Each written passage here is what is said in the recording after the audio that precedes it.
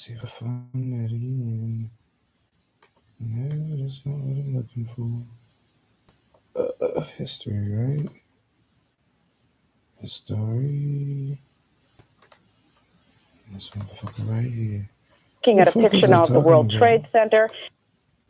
And he was a famous film producer after all. Howard Hughes lived the American dream. He was wealthy beyond belief, dated beautiful movie stars, and made record-breaking flights. But the man who could have it all for years just wanted to be left alone. Because of that, much of his life has remained a mystery until now. Author Richard Hack uncovers America's first billionaire in his new book, simply called Hughes. Richard Hack, good morning. Good to see you. Thank you very much. You say, I'm fine, thank you. You say this is a different perspective on Howard Hughes because the other books have been written based on stories told by people who knew him. You think this is his point of view. How could that be? Well, I made the effort to try to get inside his mind. This is, he was America's first billionaire. And he was a famous film producer after all. He did, you'll recall, The Outlaw with Jane Russell and the Press, and he won the first Oscar award for the best comedy film. He also flew around the world setting records. He also bought half of Las Vegas, and he also was America's #1 defense contractor, and he dated all those beautiful women that you know, Katharine Hepburn, right. Davis, Lana Turner. But the fact was, this is a man that absolutely was elusive.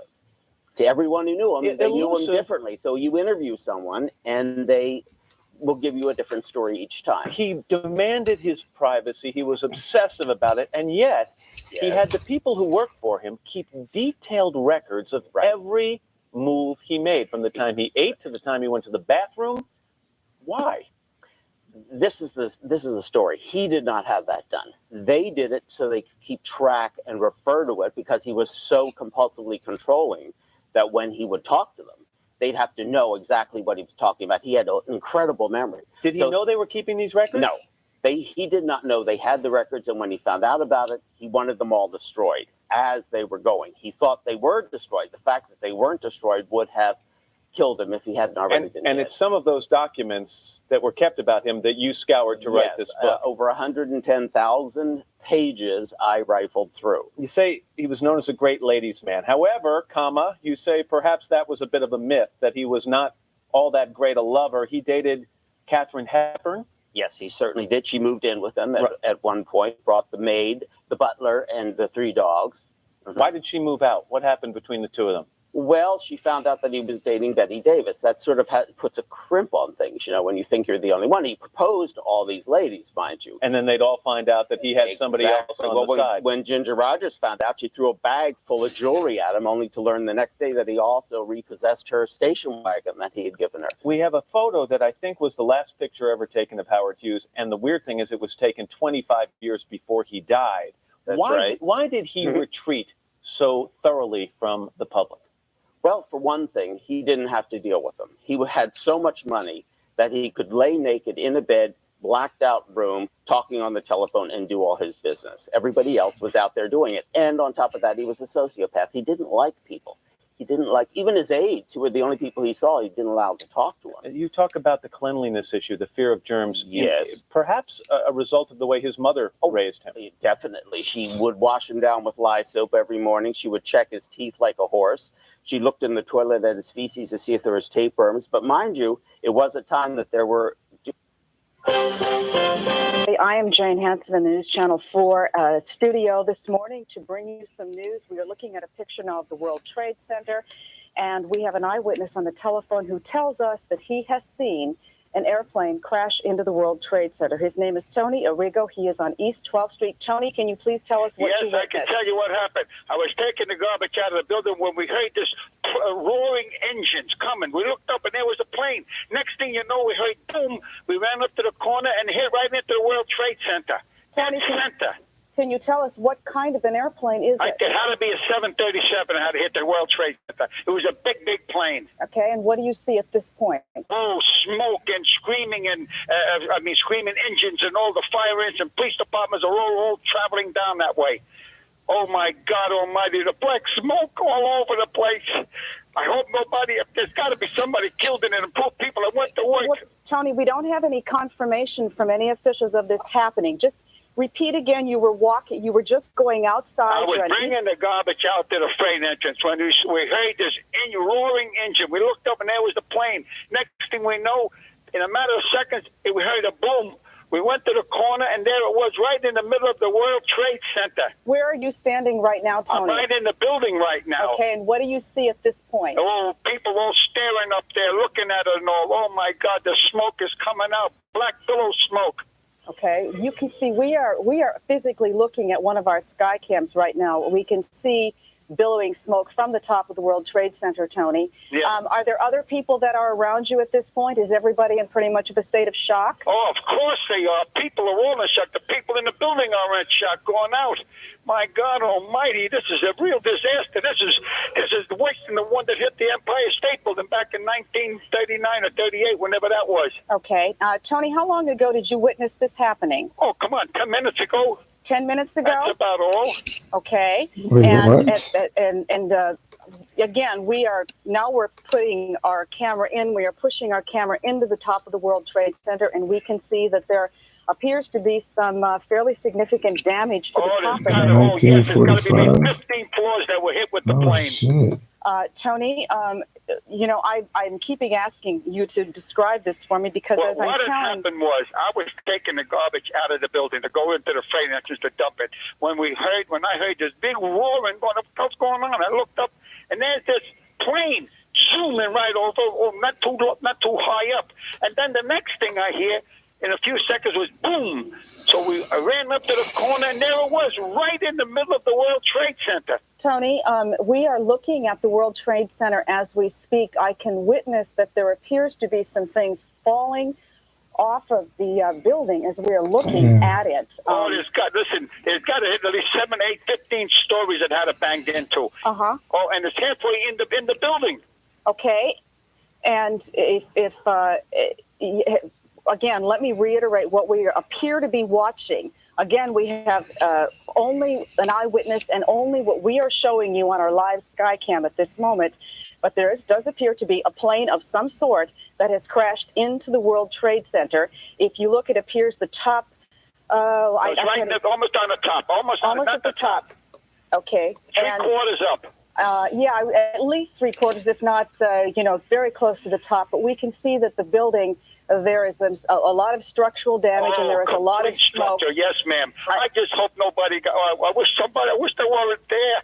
Oh my God, this is a real disaster. If anybody's gone to work. Tony, thank you very much. We appreciate your sharing what you witnessed with us. My pleasure. Thank you, sir. And I'm at 31 East 12th Street. Okay, we are now going to go to another eyewitness, Ed Buda. Ed, can you please tell us what you witnessed? All right, I was ready to get on the ferry, and people started yelling and screaming, and smoke and flames were coming out towards the top of the building. And I'm still on the ferry now, and I can see it. Smoke is coming out of both sides, so whatever went into it, it looks like it just went right through it. It's really bad. A lot of people. I just heard somebody say that they thought it was a 737 that went through the building. Mm-hmm. But you, at this point, you cannot physically see any remnants of an airplane or anything such as that. Can you not? Ed, are you still on the telephone with me? That was Ed Buda, another eyewitness who was on a ferry, and apparently we've lost our contact with Ed at this hour. But take a look at these pictures. They are live pictures. Our Skycam that is looking at one of the World Trade Center buildings from Lower Manhattan. You can see that there has been some sort of damage to this building. At this point, we do not know exactly what happened. We have had an eyewitness named Tony Arriga, who was on East 12th Street, looked up into the sky, and he says it appears to him that an airplane struck the upper portion of that building. We are now going to go to Mary Corza on the telephone, who is another eyewitness. Mary, can you tell us what you saw? Mary? Mary, are you there? I am here. Mary, can you please tell us what you saw and where you are? I'm at 14th Street and 5th Avenue, and we saw a plane flying low overhead, which caught all of our attention. We looked up. It was making a beeline to the World Trade Center. It was very low, extremely low. Not a big plane like an airliner, but not a tiny propeller plane either. A small small jet plane. We can now see flames coming from the building. It appeared to you that the airplane was directly aimed at the World Trade Center? It did appear that way to many of us that were here on the ground, yes. Okay. And when it hit, there was a big boom, a big cloud of smoke, some flames, and then mostly smoke. It just started flaming now. Have you witnessed any people coming out of the building? Have they been able to tell you anything at this point? No, I'm all the way up on 14th Street, so I can't see the building down below. Damn, really watching maybe a people minute fall or out two this before you hear motherfucker. sirens coming, so they did alert people Nah. right away, obviously, but you probably have a better fix on how many It's floors really are falling damaged. out that Quite a few bitch. floors. Yeah, from what we're looking at, 1, 2, 3, 4, 5, 6, 7, 8, 9, 10, 11. I would say 15 to 18 stories, and there is debris falling off that building as we speak. You did see shattered glass raining down after it hit, and like I said, a big cloud of smoke. But you couldn't tell much more from 14th Street. Now, we had an earlier eyewitness that told us he thought it appeared to be a 737. What you saw was a small, perhaps twin-engine airplane? No, not a twin engine. It was a jet of medium to smallish proportions. Not a big airliner, though. Okay. Those are people. Appeared to be and what That's crazy. you heard this sound. I'm just trying to understand what happened. You heard a sound. That's what compelled you to look up into the sky. Yeah, you could hear a jet coming overhead, and it sounded low. So many of us looked up to see what was, because it sounded so close. We all looked up, and like I said, it didn't look like it was swerving or out of control. It was going Occur. up into the World Trade Center. Right, it was making a straight, steady. See an awful lot of That's my baby wondering why I'm still standing here. But there are a lot of us who are shaking, or there was tears coming down our faces because it's mind-boggling to think about how many people. And what much I appreciate your comments. I think clear much of the building from what appears to be perhaps the top 15 to 20 stories of the building. We can see thick black smoke. We have seen flames erupting from it.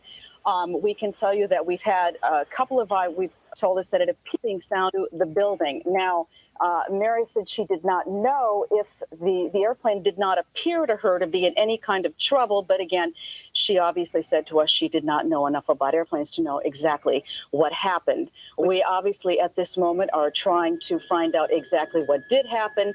There are numerous emergency vehicles and officials that have raced to this scene.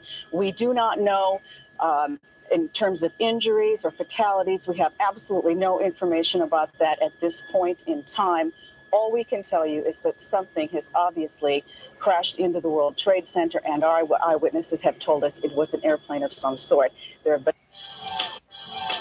beautiful movie stars and made record-breaking flights. if you Oh my God. we can see thick That black bitch smoke. just We have crashed into eyewitnesses the. told us on the butt into the My building. heart is Now, pounding, bro. This Mary is said she crazy. did not know if the airplane did not appear to her to be in any kind of trouble, but again, she obviously said to us she did not know enough about airplanes to know exactly Fuck. what I happened. was, y'all fucked up my whole Obviously, program. trying to I find was out supposed to exactly go up what did there. happen. There are My mom said she was gonna take me up there. emergency Y'all vehicles fucked up and my whole officials little that have thing. raced to this scene. We do not know. I'm about to throw in up in terms here of watching this injuries shit. or fatalities, we have absolutely no information about that at this point in time. All we can tell you is that something has obviously crashed into the World Trade Center, and our eyewitnesses. I wonder have what told they're us gonna it say was when an they see airplane this of some other sort. bitch There crashing have been in. some reports it might have been a 737. Others have told us it could be a medium-sized jet of some sort. And again, we had a gentleman tell us that he was simply taken out the garbage and I can talk. and that he looked up in the sky and he saw this happen. And of course, there was a lot of shock. And She can tell. They see the other plane coming. People who looked up into the sky and witnessed this just a short time ago. You can see we have Chopper 4 is now on the scene. April and Monica, what can you tell us from your vantage point? Well, we can see right here as we were coming up the Hudson River, we can see thick black smoke indicating the fire is still going on right now in the World Trade Center. For as far as the eye can see, and you can tell right here at the top of this tower, there's a huge gaping hole, flames still inside, thick black smoke still coming out. We have not been able to see what, if any kind of an aircraft is inside the building. This is the best vantage point right here. And as you can see, just a huge gaping hole throughout the entire side of this tower right now. April, can you see down to the street to see what might be going on down there? Are there signs of Don't tell me they caught that because they was looking down. What can you tell? Can you see anything down there? Or are you simply not close enough at this point? We are simply not close enough right at this point. We are following the smoke in the air right now. I think it's about to hit right here. And watercraft, as we can see in the river right now. We'll try to get a better vantage point and see what we can see on the here ground. it It's a little comes. difficult from the air because the buildings kind of shadow the streets. But no doubt a lot of activity on the ground right now. And in terms of the firefighting, Not the other when one. you get up to this high level, I assume the firefighters have got to What's the other up one? there and fight it from inside. Sheesh. If you're taking a look now, you can see that we've just had another explosion, and that is considerably lower. And is that in the other building? Just had enough hide. That's crazy. That bitch ain't even know what was coming. I assume the firefighters. That bitch came all the way from the hood. That bitch came all the way from the out of the way. Firefighting capabilities when you get up to this high level. I know motherfuckers looking like. To get up there and fight it from inside. If you're taking a look now, you can see that we've just had another explosion, and that is considerably lower. And is that in the other building? Is that what I'm witnessing? That apparently does look like it is in the other building at this point. And that looks to be lower, which means there, obviously there are considerable numbers of stories above that explosion that we just saw. Perhaps we can get another look from one of our sky cams. That's crazy. Yes, you can tell that it now appears that both buildings are suffering some kind of damage this morning. My colleague, Glenn Walker, has just joined me here in the studio. And Glenn, I don't know if you've received any other information, but perhaps you can again go over what. That was a whole plane that crashed into that bitch. Visual and what eyewitnesses. They don't even believe what they seen. But that was a completely separate incident right there. I mean, this building has been the subject of terrorist attacks in the past, and I certainly wouldn't want to speculate at this time, but that is a separate explosion. Yes, it is. In the other building. Now, we have tried to get a hold of the Port Authority, which manages the building. We haven't been able to get an answer. We did call MTA, and the MTA says a subway service as of right now is continuing, so that's not a problem because it's obviously very below, but I imagine that will change very quickly after what we just witnessed. That was a dramatic explosion. Again, it was in the separate tower than the one where the plane just crashed into. Yeah, I don't understand this. How, like, that shit, both of them hits is at the top. Any airplane close to that explosion, nor was there any reason to believe it would be that it could have been an after effect or a repercussion of the original, what we believe was an airplane going into one of the twin towers, and both of them now appear to be on fire. We have no word of casualties, injuries, fatalities. What you can see is heavy, heavy black smoke. You can see flames.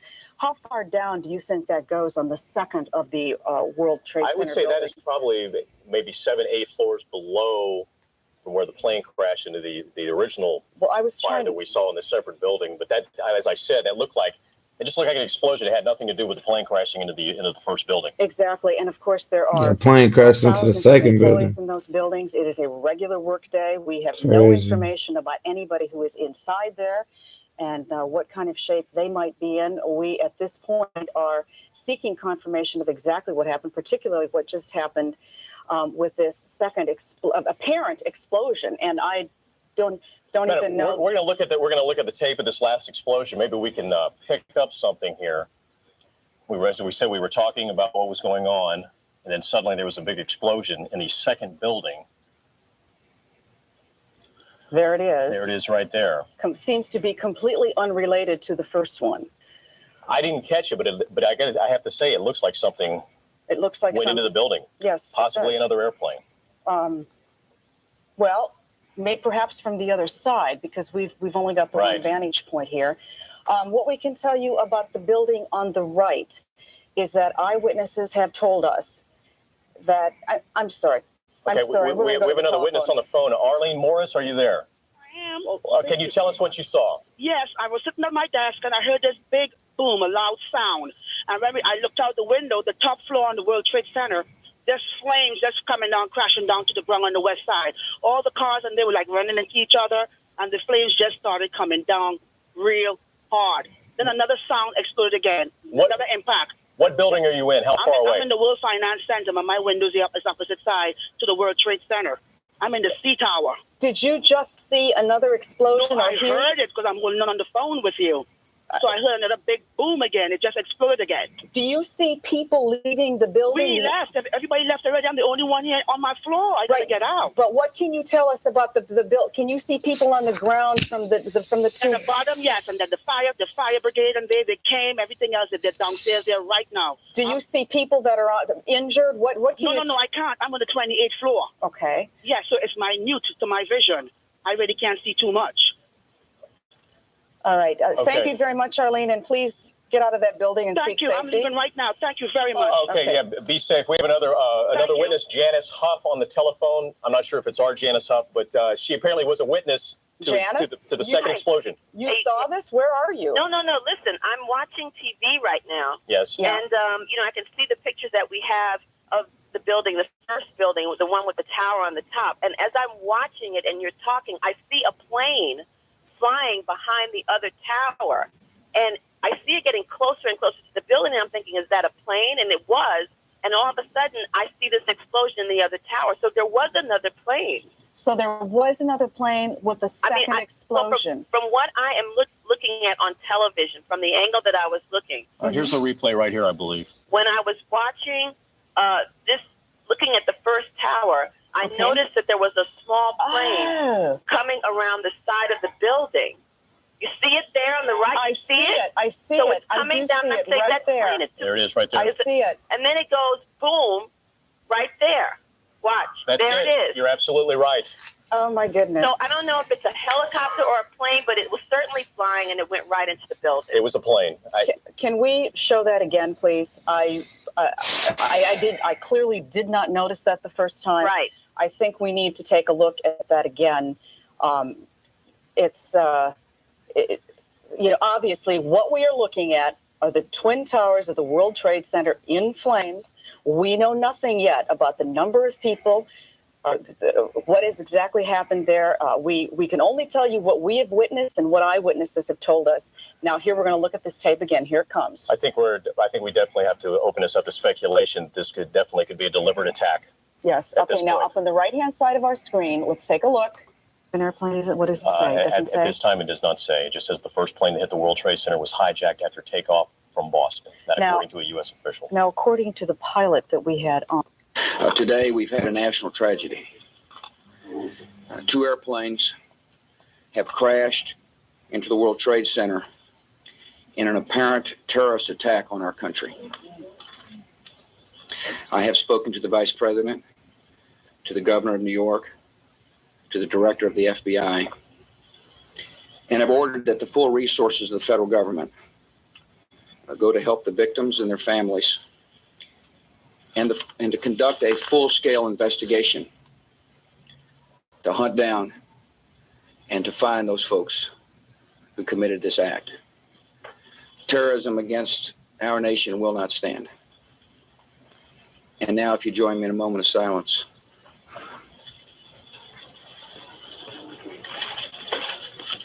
May God bless the victims, their families, and America. Thank you. This was President Bush about 20 minutes ago. But now let us tell you that since that statement, there has been an explosion at the Pentagon. And we have on the wire now a story that says an Associated Press reporter saw the tail end of a large airliner plunge into the building. And this is a live picture of the White House. We understand the West Wing has been evacuated. Again, the president is not at the White House in D.C. He is down in Sarasota. He was reading to a class of children at a school. Things that we've never seen anything like it before. Obviously, there was a terrorist attack. From Staten Islandish area. And I was telling my mom on the phone, that plane is too low. I can't believe it's that close to the building after the first one hit. And it was gray on the top plane. It was about the size of one of the shuttles, maybe coming from D.C. area. It was not a small plane. It was like a 737 or something. And whatever airline is gray on the top. And I saw it hit the building. I have a very good friend who works at Windows in the World, the pastry chef Heather Ho, and I hope to God she's okay today. Have you attempted to reach her? I tried to call her at home. The work number is busy, of course. It was about the size of one of the shuttles, maybe coming from D.C. area. It was not a small plane. It was like a 737 or something. And whatever airline is gray on the top. And I saw it hit the building. I have a very good friend who works at Windows in the World, the pastry chef Heather Ho, and I hope to God she's okay today. Have you attempted to reach her? I tried to call her at home. The work number is busy, of course. I tried to call her at home and got her message. Okay. Again, we've been talking about how the FBI is reporting or is investigating reports that at least one aircraft, if not two, were hijacked earlier today. So from your vantage point, what you could see appeared to be the size of perhaps a shuttle aircraft. Right. It was not a small plane. It was a big plane. Okay. I know people have been saying a small commuter, but it wasn't small. It was definitely it definitely held a good group of people. Mm-hmm. Could you see anybody through the windows of the cockpit of that aircraft? No, or were you too far away? It wasn't that close, but I could clearly see the plane coming in. I could clearly see it aiming straight for the building. It was in a long... It's a bomb because I saw a piece of the building flow down, and I think I scared my entire floor because I can scream pretty loud, and it was pretty bad. Now, you mentioned that you saw people on the road outside of the building. Explain that scene. I saw there's maybe about 30 or 40 people covered with bandages and blood. It looks like a lot of them were either on the floor of one of the exchanges. There's actually, oh my God! Oh my God! Oh my God! We're not sure exactly what happened, but there was another explosion on the far side of one of the buildings from where we're standing. The reverberation and another explosion on the right-hand side. Another building has gone up on the right-hand side of the road. People are now running down the street. We're not sure if that was another explosion or if that was advanced debris. Joining me also is Jim Plant. Jim, you're also a witness of what happened. Tell me exactly what you saw from your vantage point across the street. I was just across Liberty and West here, and I saw the second plane hit the Tower 2. Looked like a 737. It hit a glancing blow. It didn't hit direct. I don't know where the rest of the plane went, but it went in, fireball came out, and it hit lower than the first plane, which hit the upper floors. Jim, thank you very much. At this point, as you can tell, there's absolute pandemonium in this area because of what had just happened. Exactly what, I can't confirm, but on the far side of the building, there seemed to be another explosion. And also on the right-hand side, there was also another explosion. We're not sure if that was extra reverberation from what happened at the World Trade Center, or if that was an added explosion. At this point, there's a lot of smoke, massive plumes of smoke falling from the building across the street. People that were running down the street or walking are now running away. We don't have any information as far as what the most recent reverberations were, but from 2 blocks away, you could feel what happened. We'll get more information and pass it along to you. All right, thank you very much, Walter. Again, 1 or 2 more explosions again around the World Trade Center. We don't know if it was in the same building or adjacent buildings. Can we re-rack that video that we were looking at as Walter was interviewing those people? Because perhaps that will give us some indication of what this was. Obviously, there are buildings nose to nose down there. Yes. We have no idea if this was a third explosion or if it might have been something from the debris raining down from one of the World Trade Center towers. It appears to be to the south of those buildings, but take a look at those pictures, and that is quite an incredible sight. Again, this all started this morning at about 10 minutes to 9 o'clock. We understand that a commercial airliner, maybe a small commercial airliner, was apparently hijacked, leaving the airport in Boston, Logan Airport in Boston, and slammed into one of the towers. About 18 minutes later, a second commercial airliner, which witnesses tell us was much bigger, slammed into the second tower. Soon after that, we heard from President Bush that said this was an apparent terrorist attack. Not long after he talked, a plane crashed very close to the Pentagon.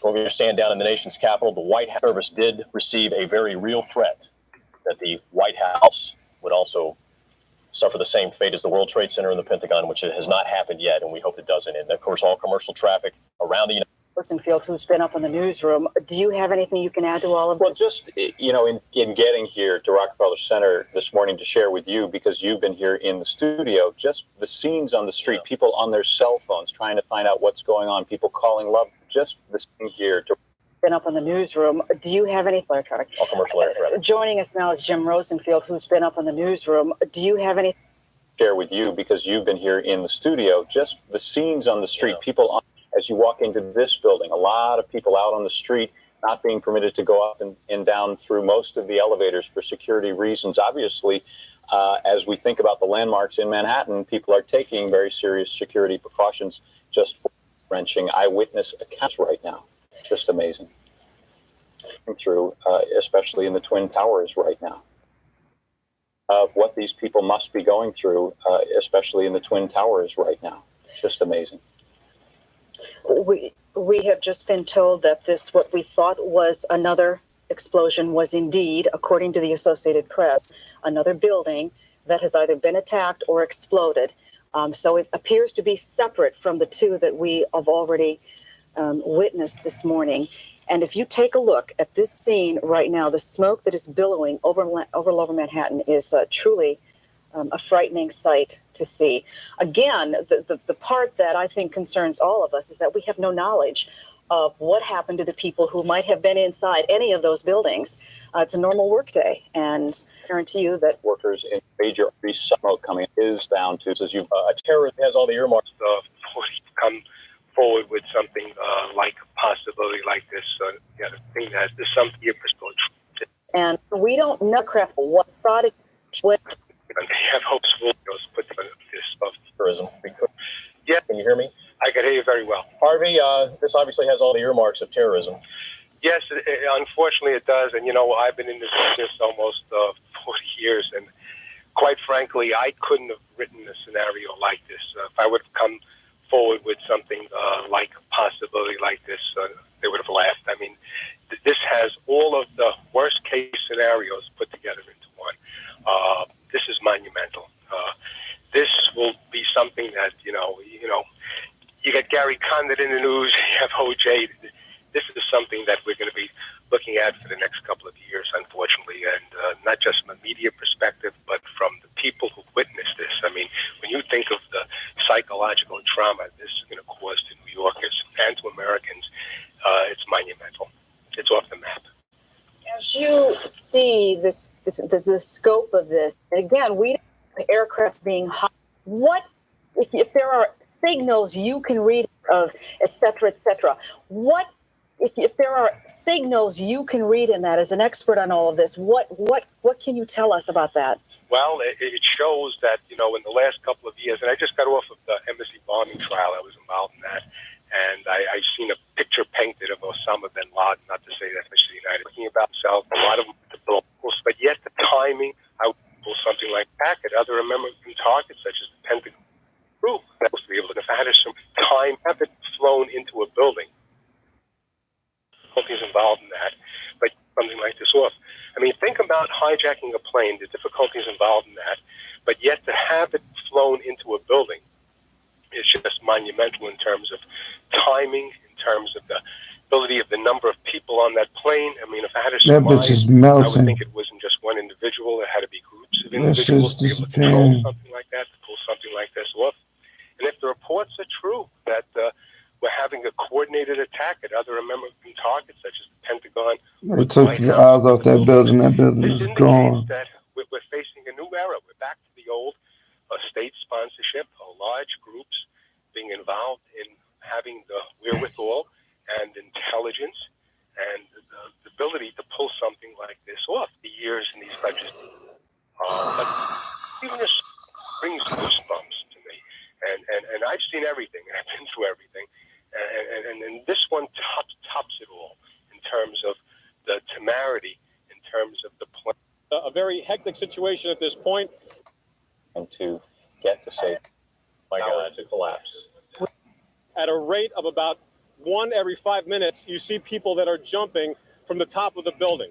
It is an absolutely harrowing scene at this point. Building at a rate of about 1 every 5 minutes, you see people that are jumping from the top of the building. It is an absolutely harrowing scene at this point. Police officials told us to evacuate the area that we were in. We moved about 2 blocks further, but the scene is very, very similar. Plumes of smoke all around the area and people not exactly sure what's going on. All the telephone lines are jammed up as people are trying to communicate, not just police to other people, but folks who saw what happened, trying to communicate loved ones and let them know that they're safe. So it's a very hectic situation at this point. As we gather more information and we're sure we're settled where we're supposed to stop, we'll get back to you, because at this point, police are still not sure where we should be. And as you can see, a lot of police activity. They're trying to move the media to a safe area so we can do proper reporting and let everybody know exactly what's going on. For now, back to you. Walter, have they given you any indication? I'm sorry, he can't hear me. All right. We simply do not know who has been hurt and what casualties might have occurred, which is the information that we are. I want you to take a look at what's happening right now. That is a live picture. That's a live picture too. That's World Trade Center 2 has just collapsed. That's the second of the towers to collapse. We are now looking at the collapse of the second of the World Trade Center towers. Again, this is something that we never dreamed we would witness in our lifetime. Let us tell you that to come into this city right now, you will not be able to. The bridges, the tunnels shut down, subway lines, trains pretty much closed. The New York Stock Exchange. I swear that was trains pretty much. What kind of face is that in the smoke? Closed. The New York I want to see the subway lines. The smoke look Will not be crazy. able to. The bridges, the tunnels shut down.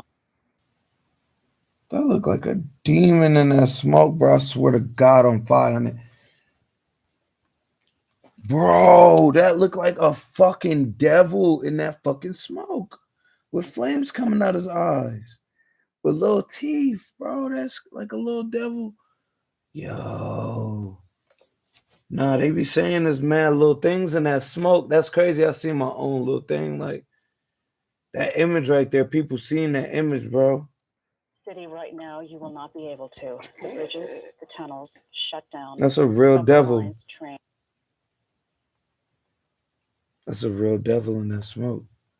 I gotta see that.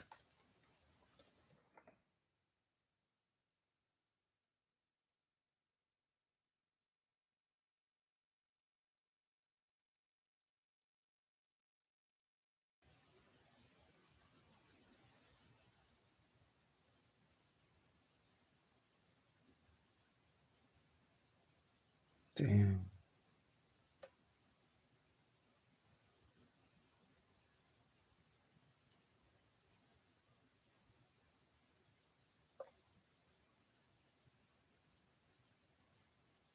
Persian Gulf. Wait a minute.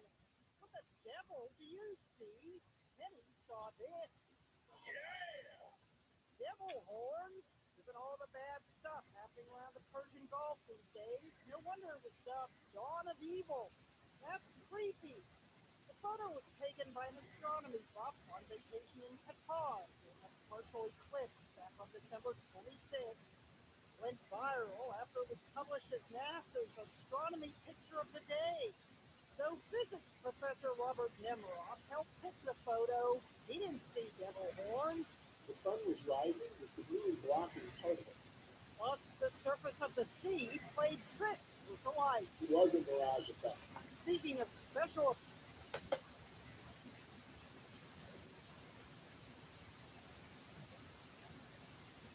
shot showing you lower Manhattan, and everything is actually in pretty good shape now as we work into clear. This is the news leader, ABC 7 Eyewitness News. Tonight, concern and outrage from parents about a party where a stripper performed for high school football players. Plus, we're live in Denver for a wrap-up of tonight's showdown between the Giants and the Broncos.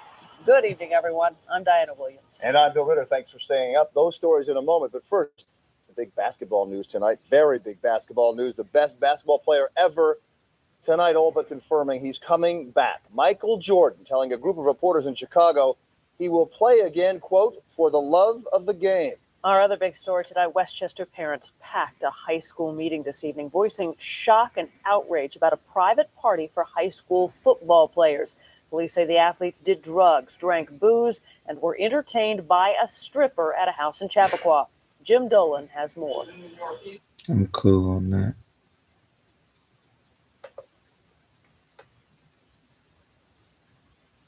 I want to see the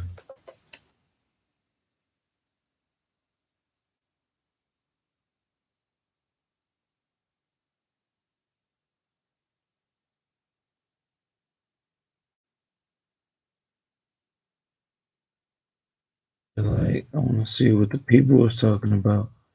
I ain't on here, but I could get the internet. What was it made for?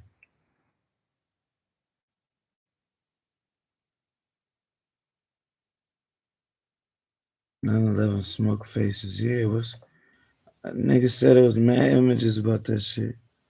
People seeing mad shit in that motherfucker. No bullshit though.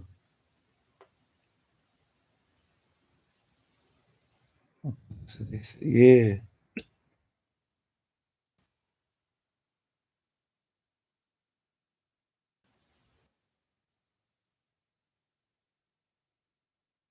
That is crazy though.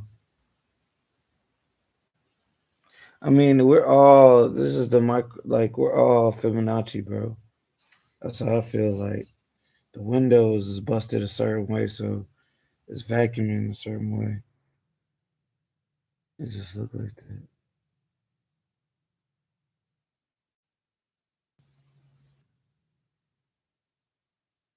That shit just look crazy.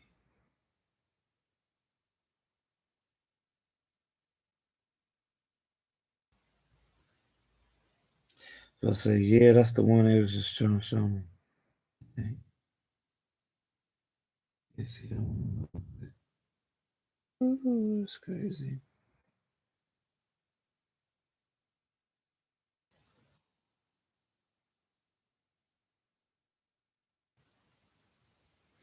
That is true though.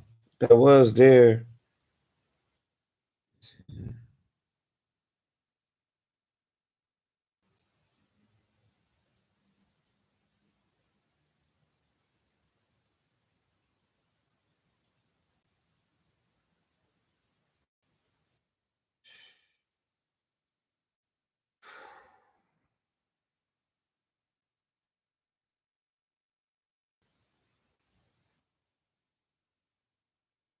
I do remember seeing that one. That was crazy.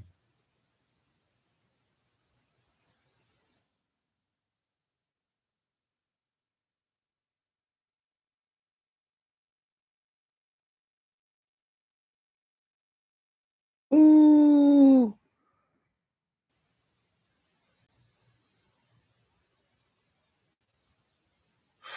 Ooh. He was falling from that motherfucker. It's crazy, blood.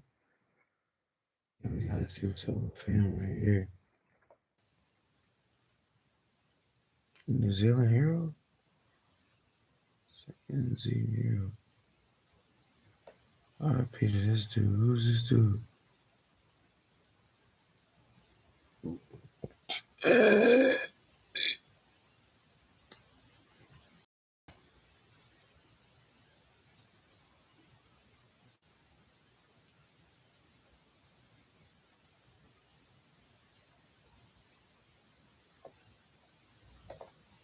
Mm.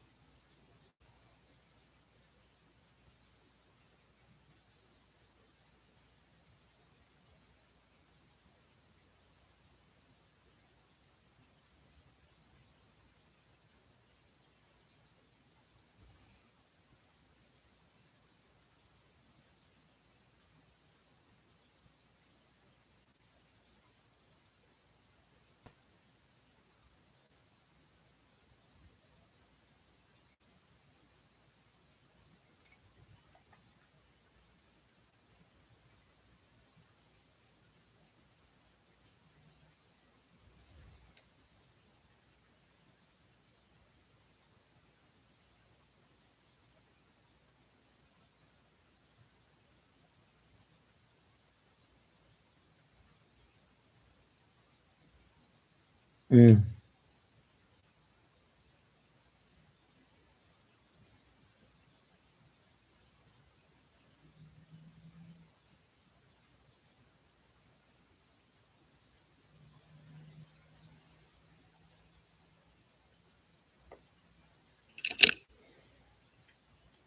As a pastry chef. That's what the homie says. The homegirl's a pastry chef. Damn. Niggas is really dropping out that bitch.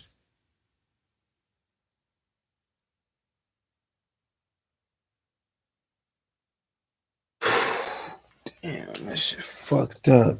Motherfuckers just cold upside down.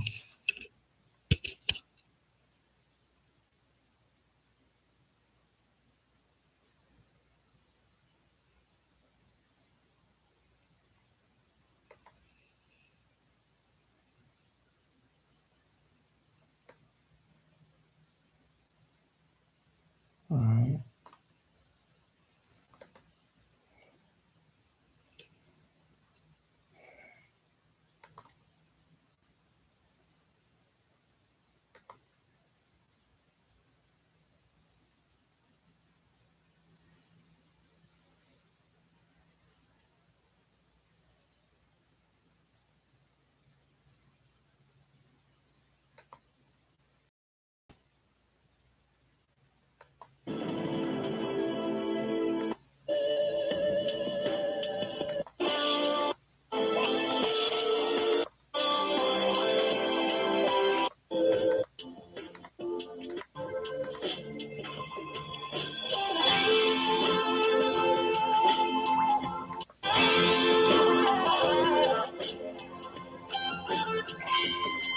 That nigga evaporated.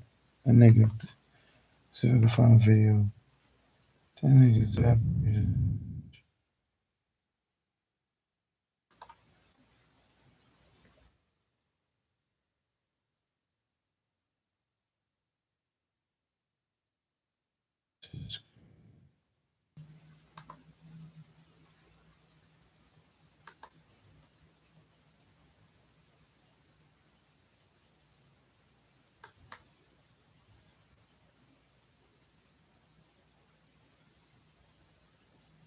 That's crazy for that nigga whole identity to change to the fallen man, even though he was Ronaldo the pastry chef.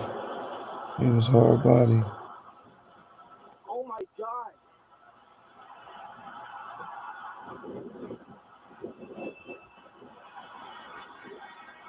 Holy shit. What are they going to do to get up there?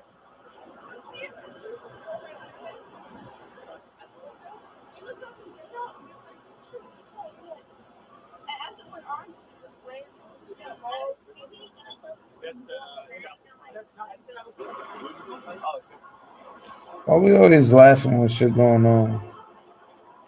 So those motherfuckers like, oh shit, it's crazy. Like, why we can't? We gotta be sympathetic, empathetic.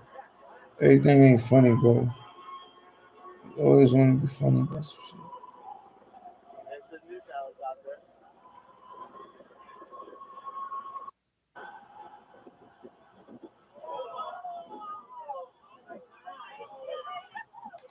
Ooh. They saying niggas drop up out of there.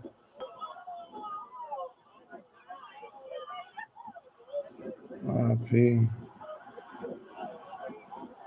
Those people are not alive. Bro, I hate people, bro. On pot. On 5-5. I hate this fucking people, bro. Like, why is everything gotta be a joke, bro? Everything gotta be a joke. Every single thing. Oh, those people are not alive, bro. They're done. They're toast. They just fell from the building, man. Did you see them? They're toast, bro. They gotta be liquid, you know? Like, bro, have some respect, bro. Some people, that's your mom, that's your dad. You don't know who that was. Have some respect, bro. For real. I hate that shit. It's like niggas, I'm watching people fall out the sky, and all you hear is a nigga standing somewhere. Oh man, those dudes are not alive, man. This is the early 2000s. Like, y'all niggas was busters, friends. Y'all was programmed up. Pump full of that shit, man.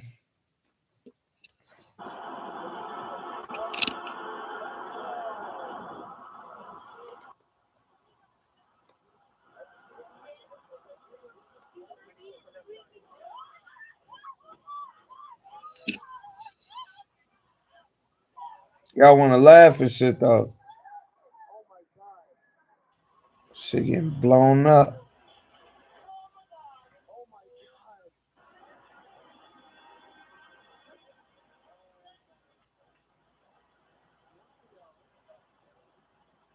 I'm sliding. I'm G sliding up out of that bitch. I'm G sliding. 5-5. I'm out of that hoe.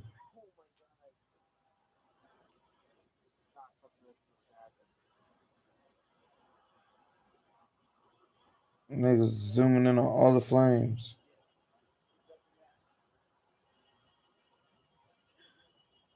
I better move the fuck.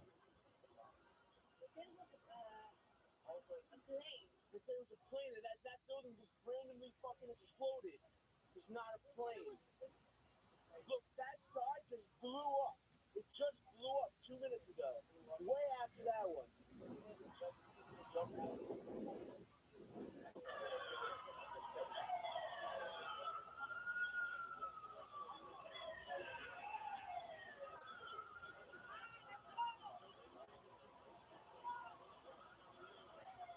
Yeah, let's go. You tripping.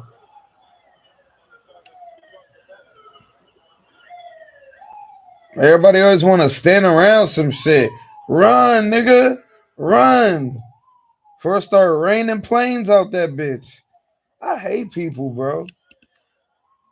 I'm at the World Trade Center. It's crazy right now. It's on fire. I think this bitch about to fall over and crash. That bitch about to blow the whole area up. These niggas walking. I'm booking. I'm cracking the nigga for a bike. I'm cracking the nigga for a moped. I'm Book City. I'm Book City. And I might go underground into the railroad. Just on some safe nigga shit. Y'all got underground. I'm underground. Get on the train. We slide.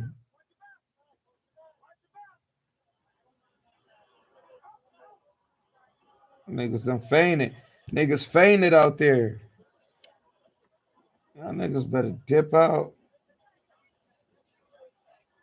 I want to look at the people. Because niggas just looking around.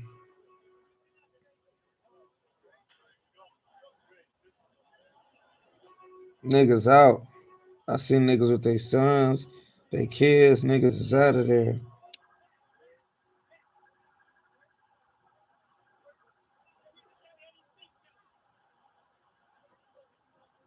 Black people, Chinese people, white people.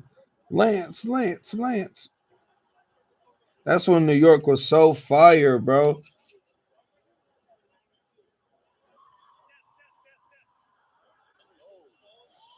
That's when New York was on fire, bro. Literally, like, they cut our shit off. We was the dopest, bro. I remember that shit when I was a kid. After that shit, everybody changed. Nobody was the same after that. I remember that shit like it was yesterday. I remember going outside and playing and all of that was dead. Wasn't nobody outside playing no more. I just remember like soon as that happened, everybody used to be outside playing. And then after that happened, it wasn't nobody outside for weeks. For weeks, months. So nobody was outside playing. And if it was somebody outside playing, that was probably once a month or a week or something crazy.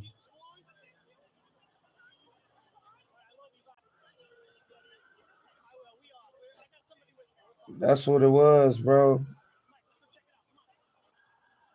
Let's go check it out.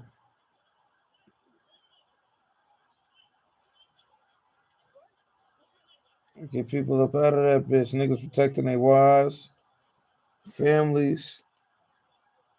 Niggas going into that bitch.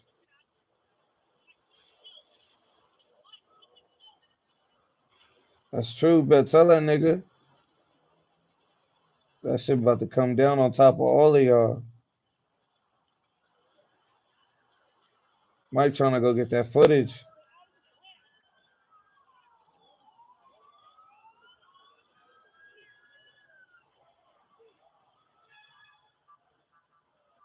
Right, how they gonna get up there? They might have to drop down from helicopters or something.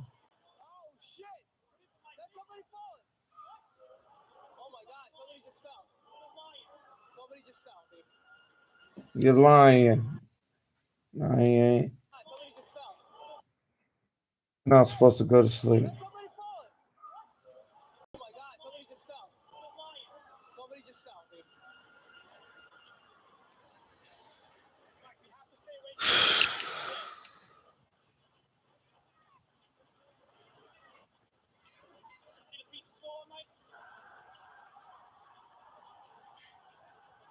Oh, people got hit in the head with shit.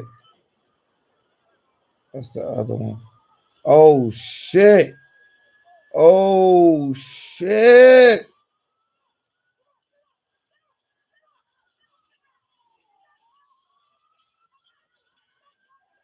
Oh, shit. Motherfuckers got beat down in that bitch.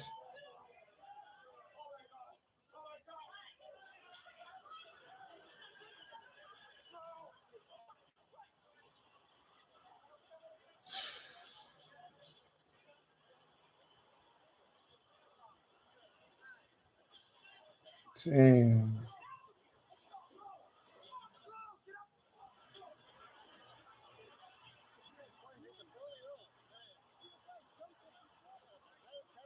I better get the fuck on for like 10 more come. Standing around and watching shit is crazy, bro. Watching the shootout, watching the fight, all of that shit is dead, bro. You want to be alive or you don't, my nigga. For real, that shit is dead, bro. They evacuating, and I feel like niggas laughing and shit. Niggas got Sean John on. Let me see the people. Niggas smiling. Good thing I wasn't in that building. There's demons in that crowd. Motherfuckers is smiling, bro. I don't want to see nobody smiling, bro. If I see you smiling, I'm slapping you. Straight up. It was a white dude with glasses on. He was smiling just now. That shit is rubbing me wrong right now. Don't be smiling, bro. No smiles, nigga. Call common. Nobody's smiling. And y'all want to stand around. All right. All right.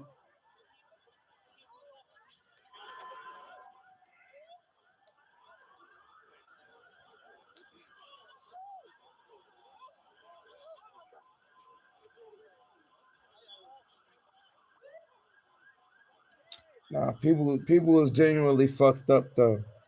Like out of all of the people was genuinely fucked up though.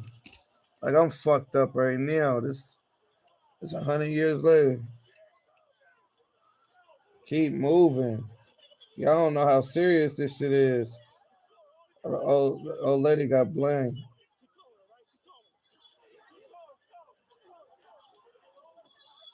Keep going, y'all. Shit falling out the sky. Pieces of shit. Cracking people.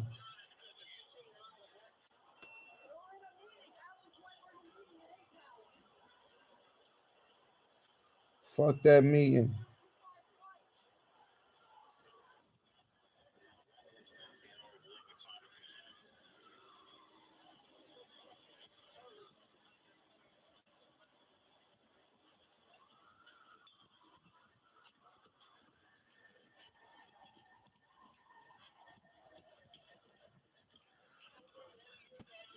I was about to say, I don't know why people ain't driving in their cars and sliding, but people don't drive in New York. Everybody walkers.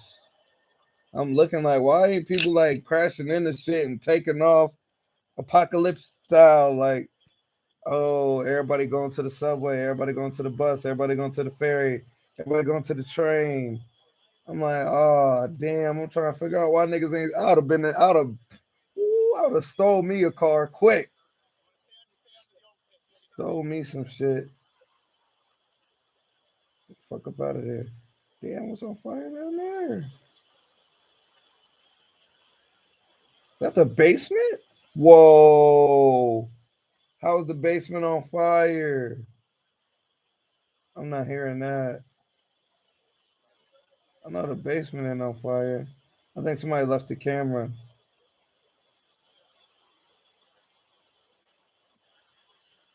I just dropped it real quick.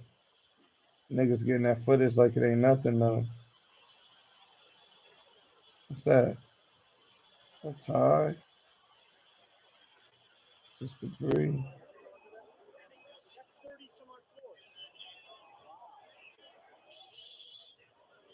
Let me see that nigga face. That nigga fucked up. His wife just left him, and the towers got bombed. His face fucked up.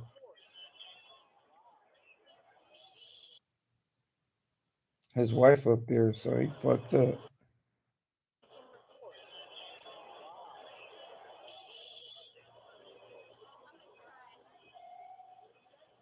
Some people are genuinely fucked up.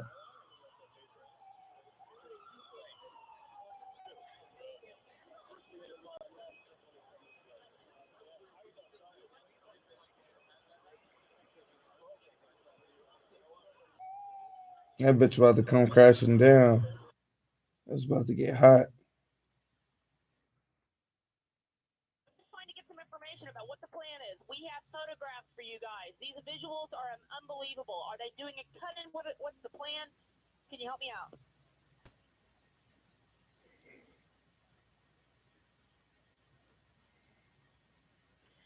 We are as close as we can to it.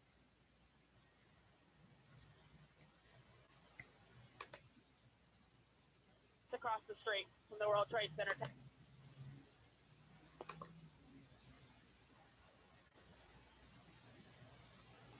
Are we landing? Anthony, the whole second tower collapsed. The whole building is gone. The whole building.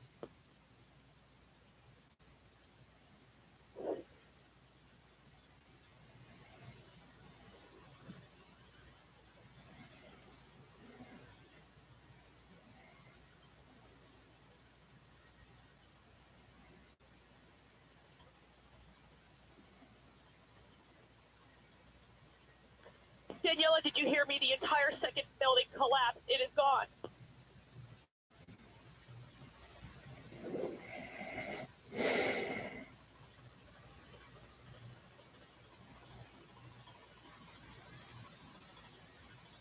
They are letting us stay up. I'm not sure why. Newark is allowing us to stay up. Only the news helicopters are allowed up out of the entire country. We're like 5 people in the air. That's it.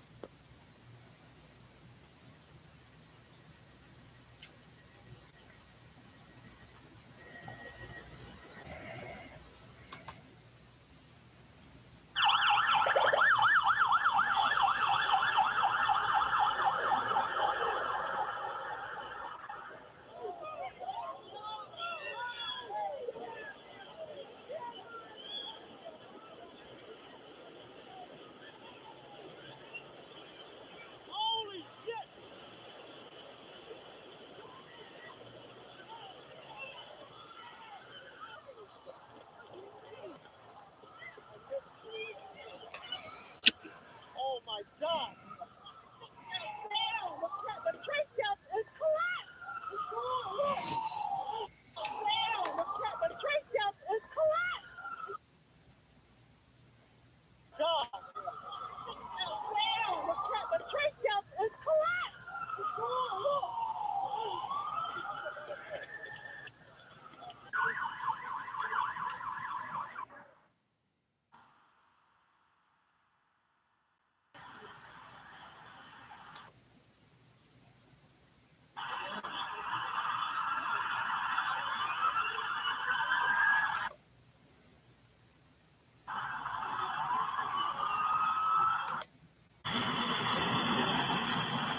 Oh my God!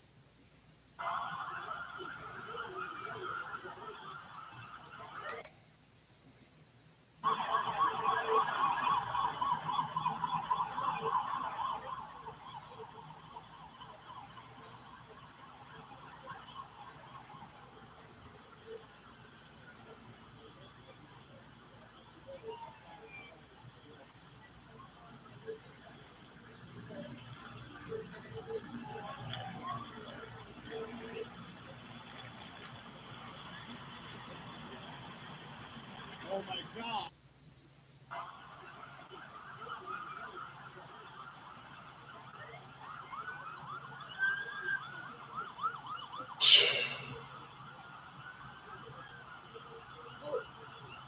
Trying to see if I see any faces in the smoke. That's the smoke. That's just the smoke.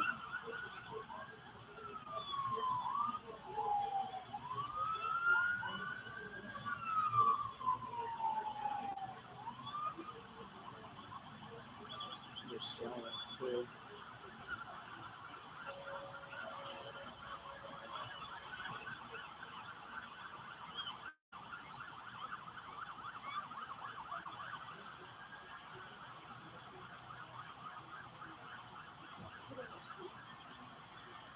Yeah, I'm gonna go put on something better than what I have on.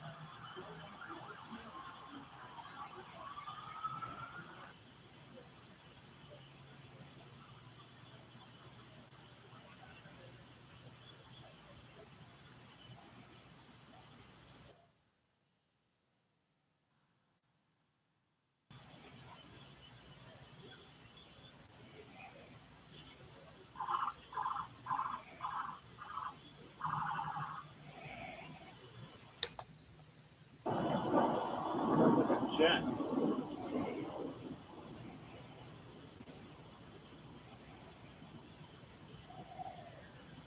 I think it has to be military. I just don't see it.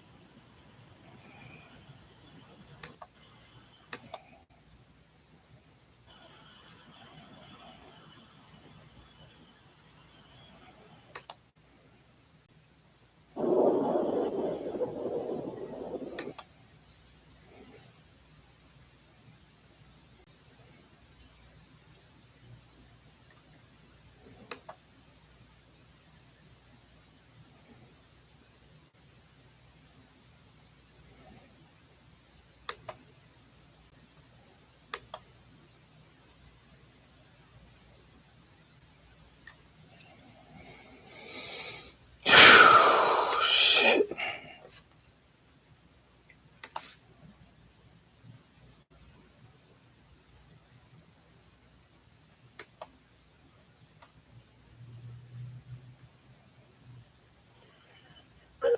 Your mother's God. They can not five. Can I make that please? 8 what? I'm on the 83rd. 8695. 8695. She got the World Trade Center. Someone having too much people on the 83rd floor. And then, how you doing? Are they going to be able to get somebody up here? Of course, man. We're coming up to you. Well, there's no one here yet. And the floor is completely up. We're on the floor and we can't breathe. And it's very, very, very hot. Is all the lights still on? The lights are on, but it's very hot. Ma'am. It's very hot. We're all on the other side of Liberty. And it's very, very hot. Any lights? Did you turn the lights off? No, the lights are off. Okay, good. Now, everybody stay calm. You're doing a good job. Please. Damn, listen. Everybody's coming. Everybody knows. Everybody knows what happened, okay? No, they had to take time to come up here. You know that. That's very hot. I understand that. Be very, very careful how they approach you, okay? All right? So when they come up there, they won't be what it is. Now, you stay calm. How many people where you at right now? Like 5 people here. All up on the 83rd floor. With 5 people. 5 patients. Everybody's having trouble breathing? Everybody's having trouble breathing. Some people are worse. Some people are unconscious. Everybody's awake. So far, yeah. But everybody's awake. Yes, they're conscious. And it's very hot here, but no fire, right? I can't see. No, it's hot. Very hot. No fire for now, and no smoke, right? No smoke, right? Of course there's smoke. Ma'am, you have to stay calm. Stay calm. Right. This bitch is crazy.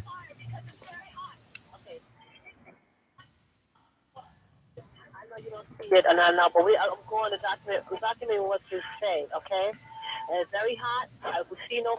They are. Stay calm till they get inside. I have 727. 727. Yes. I already notified Lieutenant that there's 5 people on the first floor, right?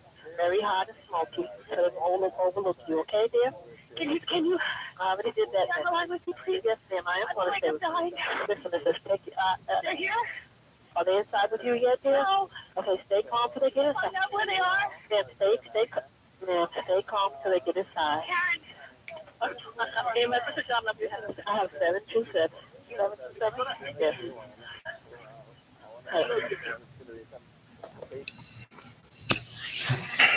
That bitch died. Pyro.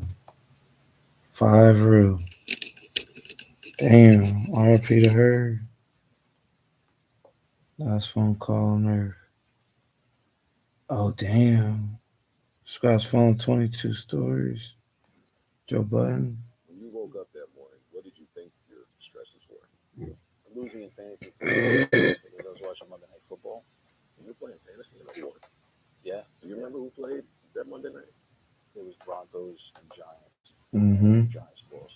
The Giants retreating to a red-eye back to New York as they start the season 0-1. I'm looking at the points. I'm like, did I win? Did I lose? You know, I got my briefcase. I get in the car. I drive to the train station. I was a little late from watching Monday Night Football, so I'm a little tired, right? So I'm getting to work a little bit later now. I can't miss the train, get the next one. Okay, I missed the express.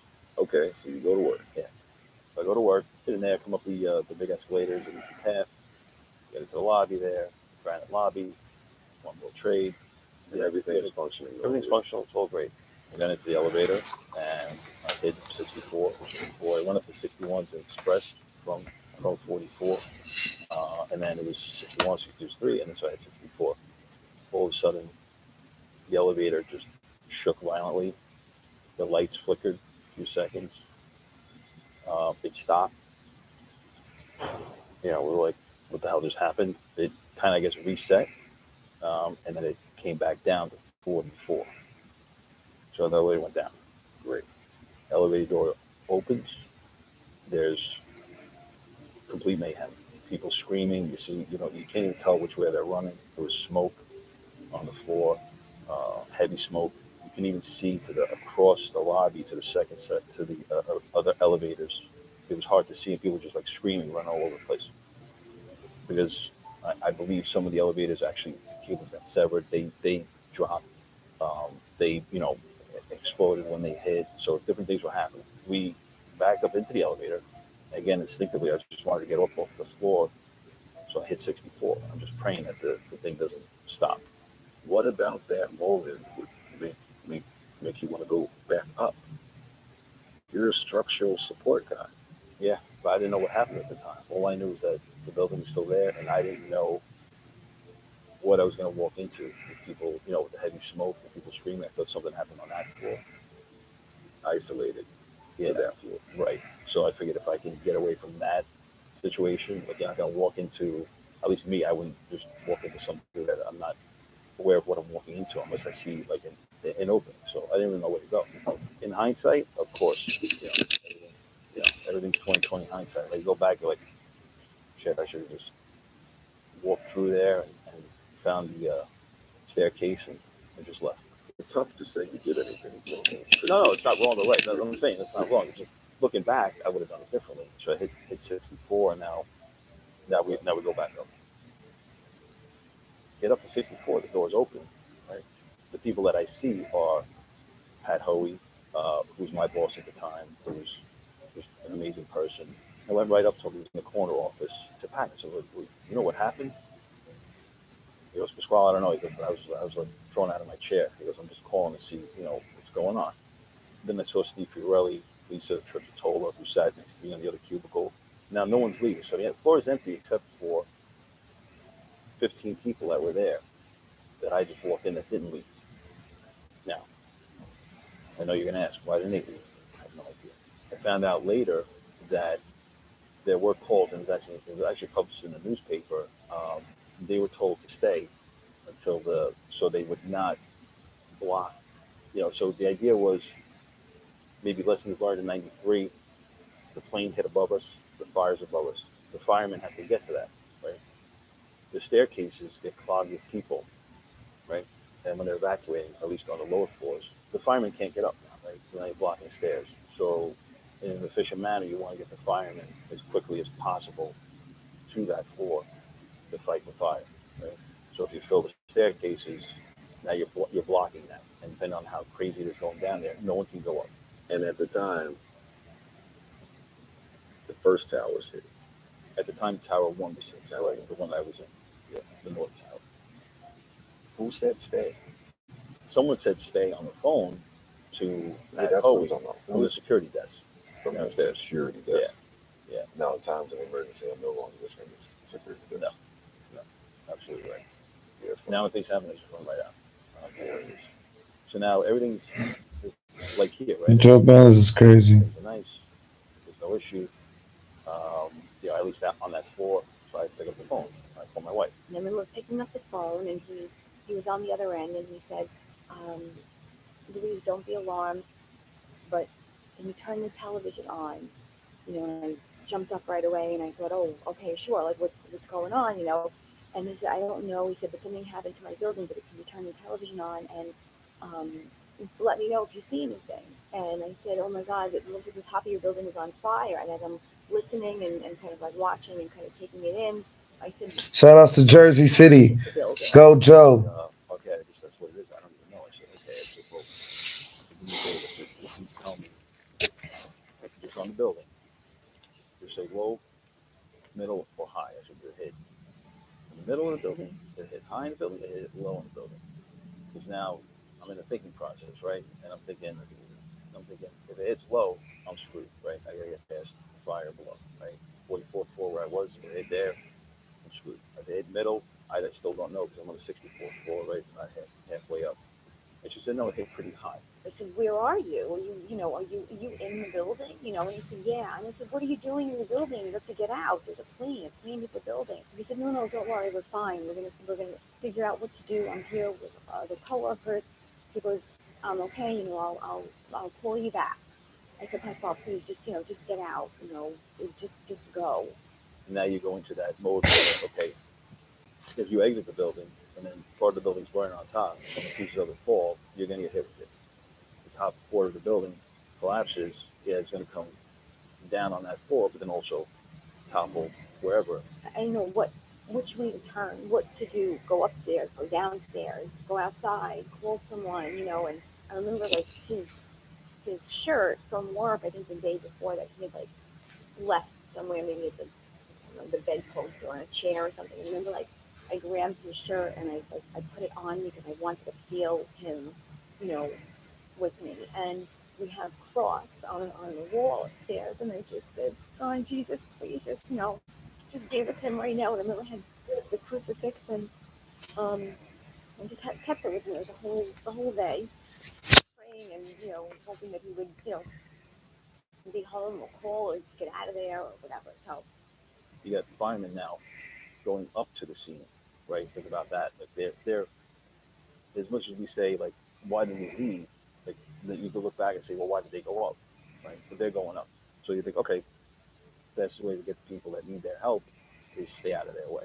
So now the firemen are going up the stairs. When they get to our floor, I say, hey, all clear. You guys head down. We would do that. Now the second plane hit, right? We didn't see that, right? Actually, there was a conference room in the middle core. There was one of the rooms there. It was coming a little bit grainy. I actually saw it replayed on that where it hit the other building. And so I thought, oh my God, I can't believe this is, like, it was just one horrific event after another that was so unfathomable that it was a nightmare. It was just a real nightmare. And I remember thinking, all right, well, maybe that's got to be the last thing bad to happen, because, I always hear things happen in threes, right? Yep. So the phone kept ringing, people kept calling, and they were very tentative because they knew how pregnant I was, and they were like, oh, have you heard from Pasquale? Did he go to work today? And I was like, listen, I know what's going on. Yes, he called. He's okay, as far as I know right now. Some people didn't want to leave. And wow, it wasn't until, and the decision was made to leave when Pat Hoey and I, we constantly were walking around the floor, like making assessments. We finally saw some smoke coming in. So as soon as that happened, we're like, let's get out of here. We gathered up where we had flashlights in case we encountered anything going down. People got some waters and stuff. And then we lined up single file, made the phone call, left that one open, and then proceeded out to the hallway, the stairway B.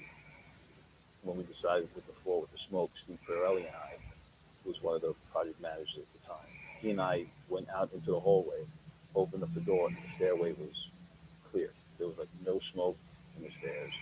It was well lit. There was no one there. So we reported back to everyone and say, listen, stairways are clear. There's no one going up or down right now. There's no smoke. You know, we should get out of here. You know, and I said, so how are we still doing it? Now I called my wife a second time. And he said, you know, we're still here. And I was so angry. I was like, why? Why are you still there? Like, why? You know, and it just went into this whole thing. And he said, no, we're leaving. We're going to be leaving. It's okay. We're fine. It's very calm here. We're going to make our way down. So I said, okay, Pasquale, please, just call me when you get out of the building, when you're far away and you're able to talk, or just let me know that you're okay. And so that was the last I heard from him. The pack was probably towards the middle of the pack. Steve, you know, Franco. Right behind me was Janelle, Guzman, and Rosa. So now we started making our way down the stairs. And we're going down at a pretty good pace, so we felt the rumbling on our floor. And we attributed to, like, again, some kind of structure. That was then also that we decided we got to get out there and make the least not stable. So now we're making our way single file down the stairs. You know, not running down, not walking slow, just, you know, as quickly as you can go downstairs. This is clocking. Yeah, it's probably maybe 10, 15 minutes or so, something like that, 10 minutes. So now we get into the stairs and we're going down.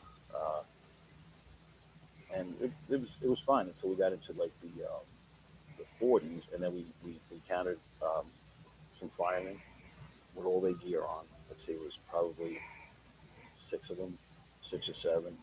They were sitting on the stairs, and I'm like, you know, so we were stepping like around them, you know, it's like, you know, because they were exhausted. I mean, you just went up 40 flights of stairs with gear, right? Heavy gear, and you're gear. And one of the firemen said, which I thought was odd at the time, but he said, hey, listen, if you want to get out of here any quicker, there is an elevator working.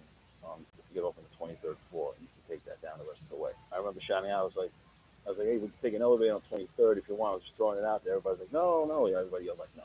So we just continued. But now we haven't reached 23 yet. And now we continue going down the stairs, and then I see 23, right? And I remember that's what triggered it. I'm like, we could get off here, but we're not, right? No one's getting into the elevator at that point. So, and again, we're all going to go in or not. At this point, we formed this kind of like cohesive, we're all together. Went down one more flight, got to 22. I was halfway down the stairs. And the way it works is the landing, 22, you go down the stairs at the platform, you go down another set of stairs, and then another door to go to 21. So I'm here on just past 22, the door. I'm going halfway down the stairs, and then everything started to rumble. Tremendous pounding noise from above, like a freight train. Sound, vibration, sound, everything else. It was just, you know, at the time I had my briefcase. Instead of like carrying it this way and then over my shoulder this way, I just took it and I put the strap, you know, around me across my chest, and it was on my back. So now I have this on my back. I'm halfway down the stairs. Everything starts shaking, and just instinctively, I didn't even have time to think really. I remember looking back kind of quickly where everything's shaking. I saw Rosa and Janelle open the door because they were like screaming, and then the other people screaming. They opened the door to 22 and they tried to run onto the floor, right? Because now we're thinking something's falling from the stairs, something rumbling down and stuff. I didn't have time to run up or run down, and just instead I looked back and I dove from basically the middle of the stairs. I just like took a couple of steps and I jumped and I landed on that intermittent platform landing, and I just put myself right into the corner, and I curled up and tried to make myself as small as possible in the corner there, thinking whatever's falling through, there was nothing to protect me other than the floor below me and the 2 walls that I can get into a corner. So I just kind of curled up like this for whatever was happening. I had like nowhere to run at that point. And the freight train was coming down. It was as if collapsing. Collapsing. Pancake. Every floor pancake was above when you saw it come down. And it peeled open like a banana. But everything, all the floors basically concentrated themselves and then one added to another, like a domino effect, when it started to go, and just built up, heavy weight hitting the next floor. Now the next floor is not going to take the two that are above it. The next floor is going to take the three that are above it. The next one, and so on and so on. Now that thing starts to come down, and it's just imploded. When I was in the stairs, all I heard was the tremendous, sound, the staircase, shaking, and that's when I go into the corner and just try to protect myself. At that point, I just had my eyes closed, and I actually felt, because I'm now up against the wall, and I felt the wall move, right, crack, and I felt the floor kind of like start to give, and it was just, now it's just like just split seconds, everything flashes through your mind. I'm like, my first thought was, I can't believe this is how I die. Right? I can't believe this is, right, just because I was like, oh my God, this is my death. This is my death. This is how I die. Split seconds. I mean, like, I'm talking like milliseconds. From there, I'm like, I prayed for my, I'm like, please, my wife, my daughter, I'm never going to see them. And then, during the fall, it's like, now I'm praying for, quick death. So it's, I'm going to die. Please take care of my family. Make it a quick one. Right? That's what I'm going through. And it's just because now I'm falling just an abrasive sandblasting type of effect. I'm on this, I guess, slab, but it broke away. So now I'm kind of like free fall, getting knocked around, getting hit. I see flashes of light from getting hit in the head. Somebody can say you see stars, right? You see stars get hit, right? You get a punch, or I was getting knocked around in the head, my back. I just stayed tucked in, abrasive, and this is all happening quick, right? All those thoughts are going through my head. And then I see one big boom flash.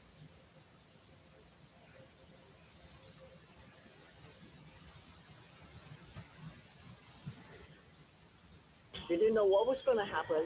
They just knew that it was a seance. They're probably the most, pure reactions they look at by the actors in the entire movie. There is a sense of nervousness, and especially with the seance, it scared the bejesus out of me. It was a really fun experience.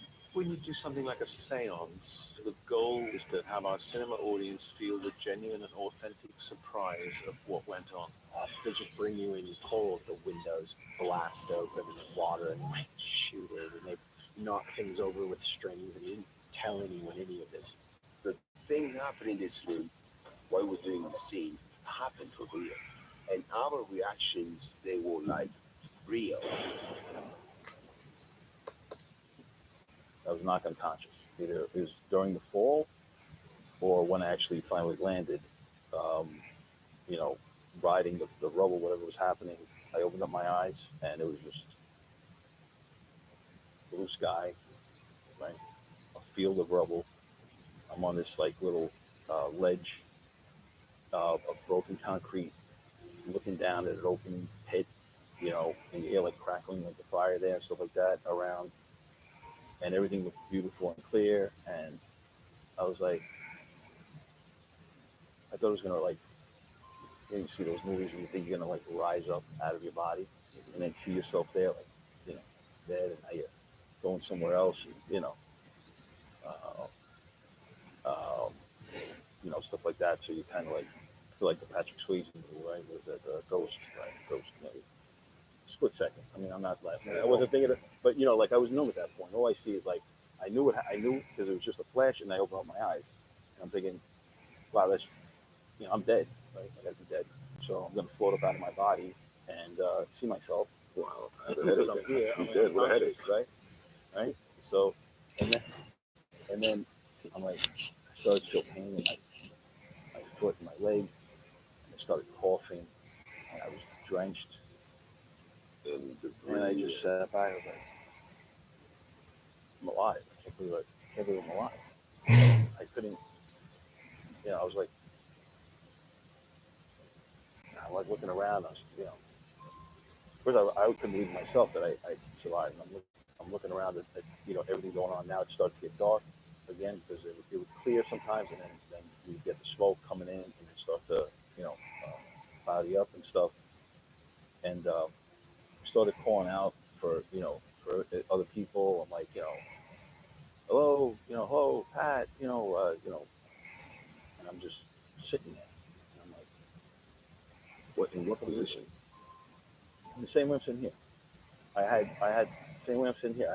I was on concrete. There was a giant pipe.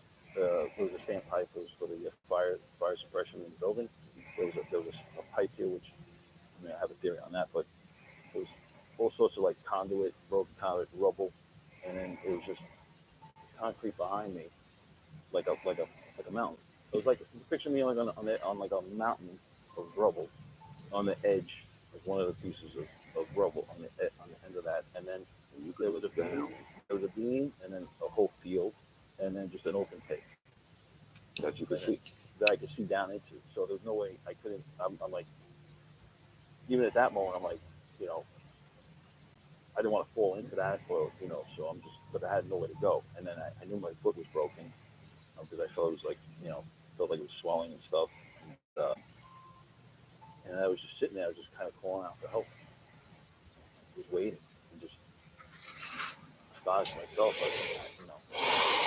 So I was knocked unconscious, like I said, probably, looking back now, maybe 2-3 hours or so, something like that. And then I started to calling out every once in a while. And then I saw someone, he was about maybe 75, 80 yards away, on a, like a bullhorn, right? And I said, hey, hey, how, I'm over here. And he looked, yeah, he goes, people are coming. So one of the firemen, I finally see one guy searching the rubble, and I see him over. So I yell out to him, and there's 4 that saved me that day. I yell out to him. I go, hey, help him up here. And he goes, yeah, what do you need? And I was like, what do I need? I said, I don't know, I can't get down. He need a rope or something. He thought I was another fireman searching the rubble, because I was just sitting there, right? So like, you thought you were being lazy? Yeah, right. I was like, I'm just got stuck climbing, staying looking for people, right? So no, I can't get down. I don't know.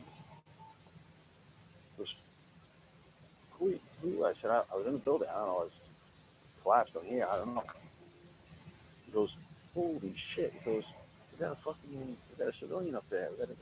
And then he got on the radio, And he goes, all right, we'll get to you. Hold on. The phone started ringing, and then it wasn't Pasquale. And people that knew that he worked down there were calling and wanting to find out, And then I had spoken with him again. You would pick up the phone and you put it down and say, I haven't heard anything. I'm sorry, I'll let you know.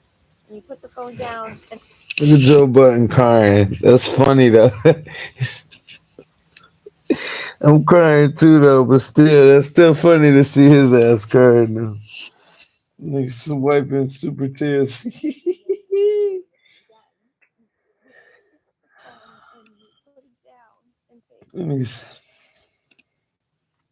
I haven't heard anything. I'm sorry, I'll let you know. And you put the phone down, and constantly it ring again. So I said, I just can't. Just somebody answer the phone. Don't be long. Just if it's Pasquale, I don't want to talk to him. I don't want to talk to anybody. So now 3 other firemen join him, and I can see they're looking at me. And one guy has the ropes and all that stuff. He's like he was like the specialist, the rigger type person that we put, so he's looking at me, and he's like, all right, we'll get to you. And I see him, small in stature, but solid. And he starts climbing the rubble, and I see him. So I'm on this like little mountain there, down there, and there's an open pit, and the beam, and he starts climbing. I see him, and then he disappears. I see him. And I remember they were talking and stuff, saying stuff, and they're looking. And then all of a sudden, I heard rumbling behind me. And it was like maybe like a little bit of space, not much, but a little bit. He just kind of wiggled his way down right behind me. He's like, all right. He goes, we're gonna try to get you down. Let me, let's see what we have. And he started like hugging on stuff and shaking on things. And I had the pipes here, and so he takes the rope and he makes this cradle out of it, right? Rope cradle. And he goes, all right. He goes, if you can, he goes, here, take this and swing it under your. So I put it, under my legs here, and then the other one kind of, the other loop was under here, He's got the rope, and he made a couple of loops around this piece of pipe or steel. And he's like, all right, what I need you to do is just kind of, get to the edge and just kind of push yourself off, And I'm like, so you push yourself. I had to get down from there, right? So I'm looking at him like, he's a small guy. He's solid, but, and so I didn't want to embarrass him. Even then I was like, the guy's here to save my life. I'm like, you're going to be able to hold me? So I was like, I don't know, is that rope strong enough? And that pipe? He goes, yeah. He goes, that rope's rated for 600 pounds. Don't worry about it. We're good, or whatever it was. Or, He goes, yeah, he goes, I got you. He goes, just, I said, okay. And I grabbed the rope like this, and I just kind of, rolled myself off. And I fell maybe a couple of feet or so, 3, 4, 5, whatever, and then boom, and I started swinging a little bit, and they started to lower me down to the other guys. And now, I'm in this like rope cradle, and I'm just like kind of spinning around a little bit. And one of the firemen, I think it was Mike Lyons, beautiful man, but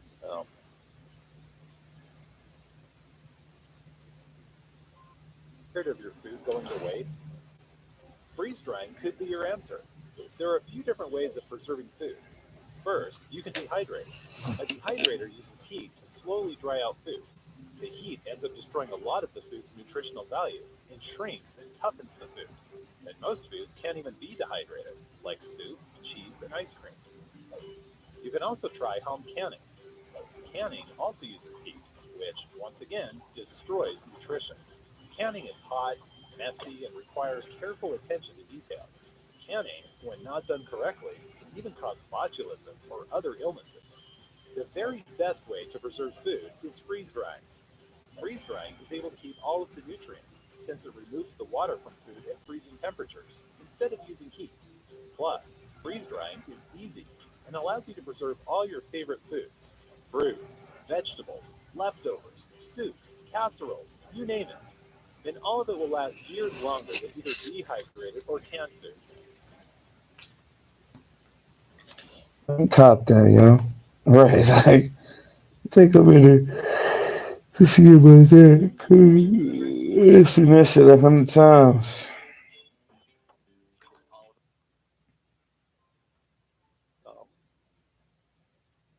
He grabbed my foot, and that's when I knew. I was like, holy shit, my foot.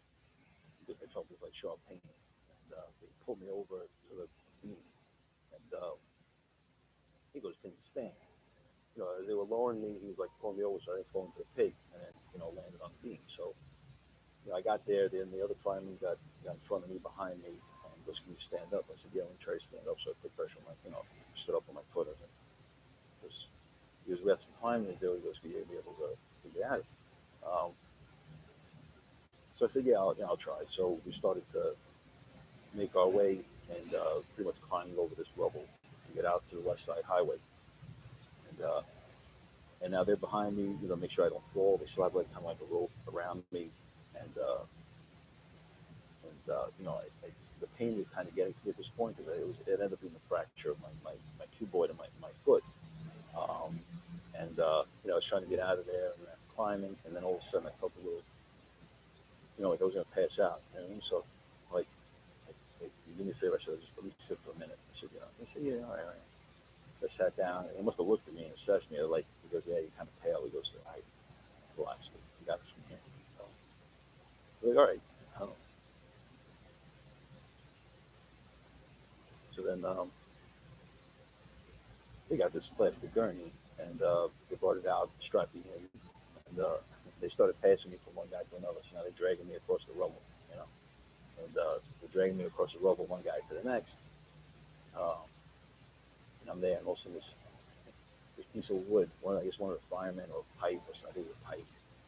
He steps on the pipe and picks right up, boom, hits me right between the eyes, right? I had no blemishes on my face, nothing, not beautiful or anything, but I had nothing, right? No marks, boom, right between the eyes.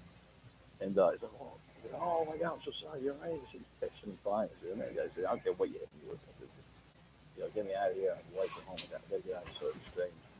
Man, he goes, "You're a heavy fuck," I was like, "Yeah." I said, "I'm sorry." So I was going to go Weight Watchers today, as a matter of fact, with my friend Nico, I said, but he goes, "Yeah, all right." Go on, the next guy. And then they finally get me out to the ambulance. Now the guy's there and he's trying to assess me and stuff. I was like, I said, listen, I'm fine. I said, yeah, I need a phone. I have to call my wife. I need a phone. There's always gives me a phone. Oh yeah, because you lost your phone. I lost that. That got ripped off of me. The briefcase I had on my back, that was gone. That was ripped off of me.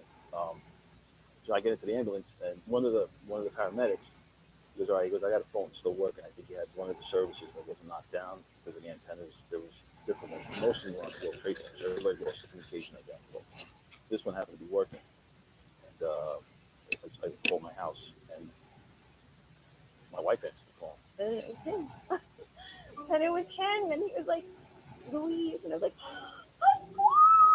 I just screamed so loud, and everybody was like, the whole house just like shook, and everyone was crying and laughing and screaming, and I was trying to understand, and he was like, I'm like, where are you? Where are you? Oh my God, what's wrong? You know, and he was like, I'm okay, you know. So, you know, I said, she goes, what are you doing? What are you doing? I said, I was at the hospital. I asked them, I said, Vincent's, they went to this hospital.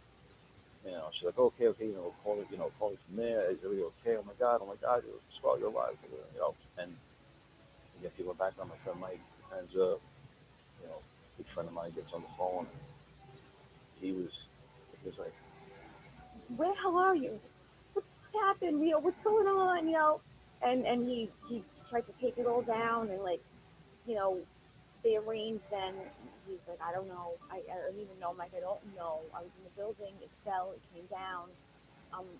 Is she okay? And you know, it was Louise doing, and you know, whatever. He was so concerned about, you know, us and our family and the baby, and you know, and all that, you know.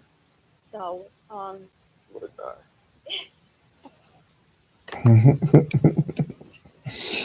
Maybe capped up. The Google IT support certificate. I didn't have any background with IT. Now I'm working full time as a this was actually put together from the Memorial Museum, World Trade Center Memorial. Really? Yeah. The reason why I got it back is because, well, what's in here is the boxes are simple. What's in it is the briefcase that was on my back when I fell, you know, with the tower.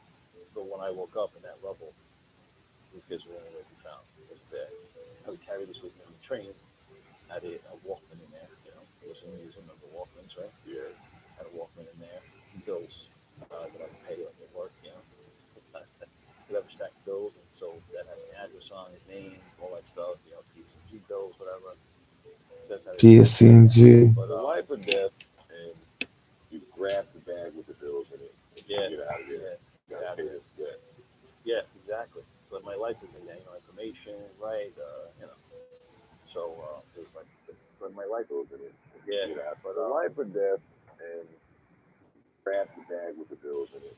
Yeah. Get out of there. Get out of this. Good. Yeah, exactly. So my life is in there, you know, information, right? You know. So it was my personal stuff. It's strange. I mean, even now, like, it'll hit the snow. It's that musty smell. So you can still smell it. I smell it. I'll just show you that smell. See smell. Smell that musty smell? Oh, yeah. Right? Basically hasn't been. It was always in my garage on the shelf. But you could see, so as that fell with me, you could see the strap was ripped and torn off. There's no longer that big strap. It was ripped off the gear. See the hook is on? So it actually took the hook off the gear and hook is on there. And then you could see kind of like so this probably protected, you see kind of like the lines and gashes in it. This probably took a lot of the hits as I was going down until it actually got ripped off my back. And it ended up somewhere in the rubble somewhere else. I see the difference. And they found it. How many times have you opened this bag since then? I've never opened it. It was the first time. Out of the box. My wife actually didn't want it in the house. Really? No, because she said, I don't know, you know, what's the smell, this and that. So the Walkman could still be in it. I don't know. That was just something that was still in there. But this is incredible. Nope, there's an umbrella in there. And oh, you open it. umbrella had it at the time. Look at that. Because I had hair back then, so I didn't want to get wet.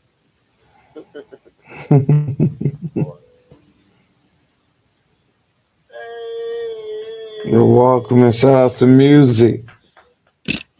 Wow. Look at that. Louise, I found the Walkman. Look how we were living before the iPod. I actually thought I took it out. The headphones are still in. What you was listening to? Tape in there. Yes. Nope. That's right. No tape. That was a radio there. I spoke to my friend Nico. He was, when I got here, I said, Nico, I said, I don't know if anyone else survived that. And I said, I can't imagine, I gotta go to sleep.